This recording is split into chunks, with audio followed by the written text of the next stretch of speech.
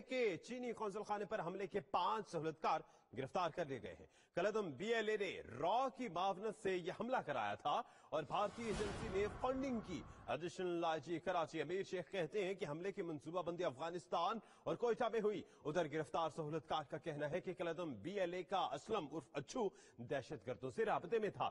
اچھو نے قونصل خانے کے حملے کو یرغمال بنانے کا کہا اور دہشت گرد حملے سے 3 روز قبل کراچی پہنچ چکے تھے۔ حملے سے 1 روز پہلے گاڑی فراہم کی گئی تھی۔ گرفتار سہولتکاروں کے انکشافات سامنے آ چکے۔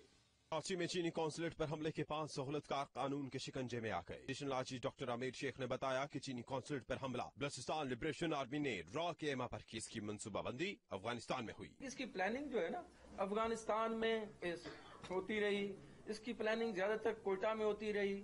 اسلحہ ادھر سے نہیں آیا، اسلحہ ادھر سے آیا۔ پولیس چیف نے کہا کہ حملہ آوروں نے نادرا کے جعلی شناختی کارڈ بنا رکھے تھے۔ حملے کے لیے 4 ماہ تک چینی قونصلیٹ کی ریکی کی گئی، جبکہ حملے کے لیے اسلحہ خزدار سے خریدا گیا جسے ٹرین کے ذریعے کوئٹہ سے منتقل کیا گیا۔ اسلحہ جو لایا گیا ہے وہ ریلوے کے ذریعے بھیجا گیا ادھر، اور اس کو ادھر بلدیہ کے ایک گھر میں ایک مکینک تھا جو اس کو فیسیلیٹیٹ کر رہا تھا، اس نے اس کو کھولا اور اسلحے کو اس طرح ڈیوائیڈ کیا گیا۔ گرفتار ملزمان نے دوران تفتیش انکشاف کیا کہ حملہ آور قونصل خانے پر حملے سے 3 روز قبل کراچی پہنچے تھے۔ دہشت گرد اسلم عرف اچھو سے رابطے میں تھے۔ اسلم اچھو نے چینی قونصلیٹ کے عملے کو یرغمال بنانے کا حکم دیا تھا۔